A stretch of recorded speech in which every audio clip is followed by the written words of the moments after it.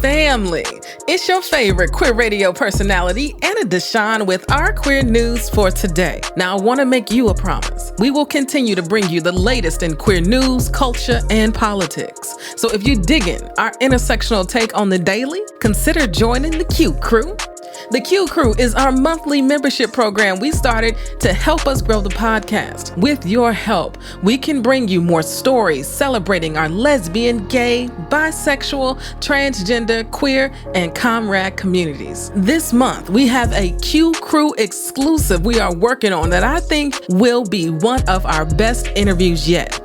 More to come on that. And in the meantime, you've shown us your support by tuning into this episode. You can show your curiosity by clicking the link in the show notes to learn more about the QCrew. Family, did you know the Palm Springs Women's Jazz Festival is coming back, celebrating its 10th anniversary? It's all going down November 11th through the 13th at the Cathedral City Amphitheater. This anniversary celebration is featuring some of the very best women in jazz, including none other than Lettucey herself. So, if you like jazz and enjoy being with lesbians of color from across the country, then you need to start making your plans to attend the Palm Springs Women's Jazz Festival. Visit palmspringswomensjazzfestival.org for all the details. And y'all know we got the link in the show notes, and I plan on being there too, so come on, let's go. So have you purchased your purple tie tickets yet? We've been giving back to my favorite small nonprofits that are making big impacts for 9 years now. This year will be so special too. VIP will be our very first Cube original podcast listening party. This is going to be so lit. You will have the opportunity to hear what we've been creating in the podcast space as part of the Cube. I'm excited. And then for general, we got the one and the only Kenyatta Ken Chris and her band. They are going to shut it down. Now here's the best part, family. All the proceeds, all of them go to the Chicago Therapy Collective. If you aren't in Chicago, that's okay too. We will be live streaming our general time. So I thank you for your continued support of the work. Truly from the bottom of my heart. And per usual, there is a link in the show notes where you can get your ticket. Okay, let's get into it. Now for the news. Today we remember Regina Maya Allen, a Black trans woman who was killed in Milwaukee. Brittney Griner's wife, Sherelle, visits the White House. And I gotta drop a lot of shout-outs because there's much to celebrate. Let's go.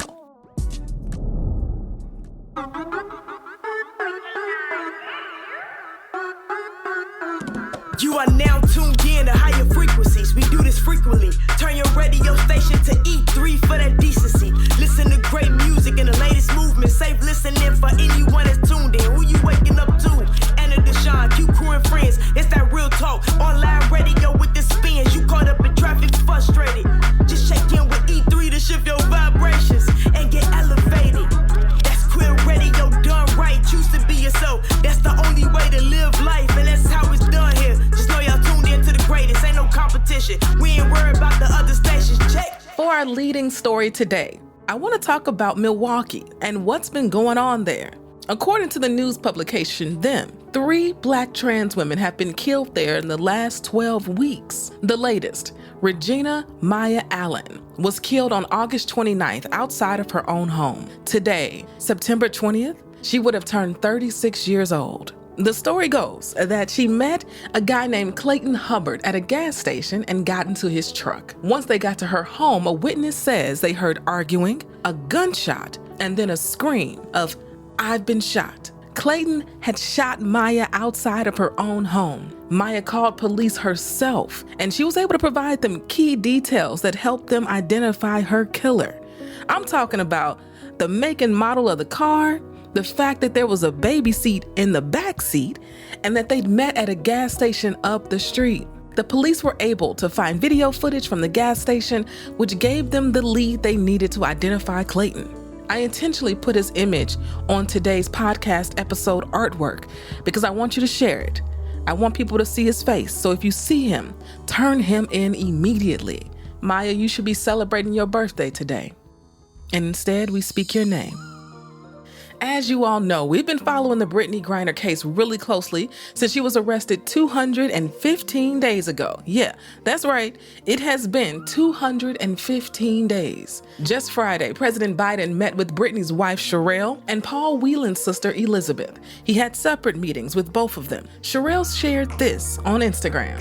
Quote, I want to thank President Biden for yesterday's meeting, as well as the administration for its efforts to secure my wife's release.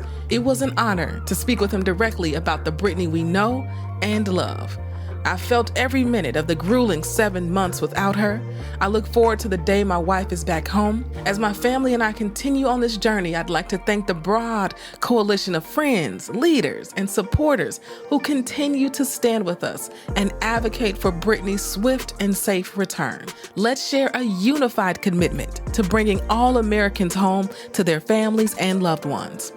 Together, we are BG. Family, I will say this.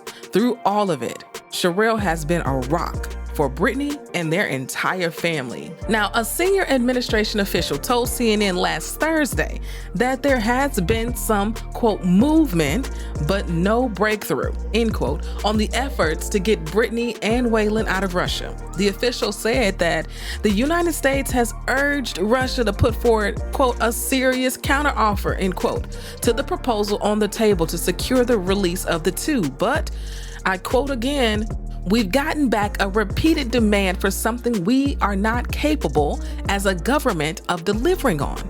I don't mean not inclined to. I mean not capable of delivering on. It's not something within our power to deliver. And I think anyone would see that as a non-serious counteroffer, end quote. The official said this without going into specifics, of course. And family, I will say this, and I will say it again, and I will say it again, and I will say it again until I'm blue, yellow, whatever color you want me to be. Brittney is being used as political leverage, as a pawn, period, with like a T on it, period. So what we can do is this. We continue to speak her name. You can tweet about it. I can podcast about it.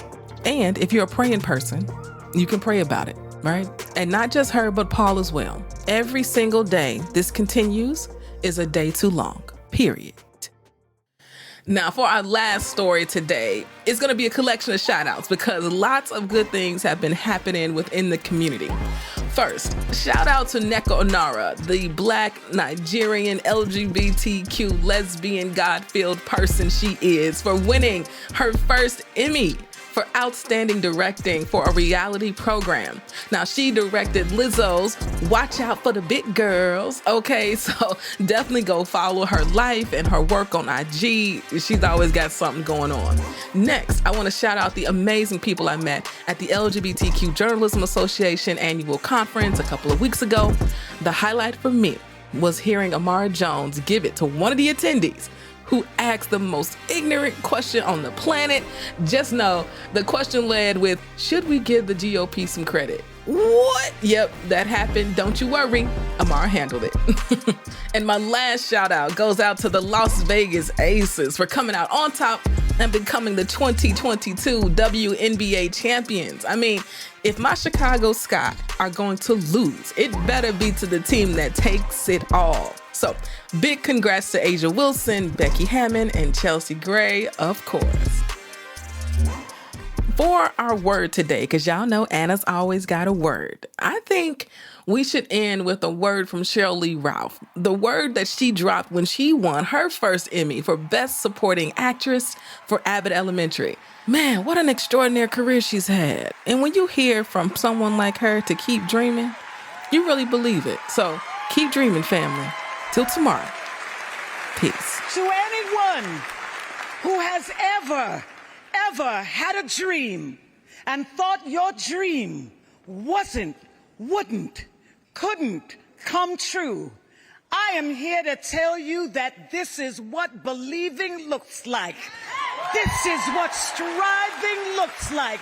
And don't you ever give up on you, because if you get a Quinta Brunson in your corner, if you get a husband like mine in your corner, if you get children like mine in your corner, and if you've got friends like everybody who voted for me, cheered for me, love me. Thank you. Thank you. This podcast is a production of E3 Radio, your #1 queer radio station playing queer music and reporting on queer news in high rotation.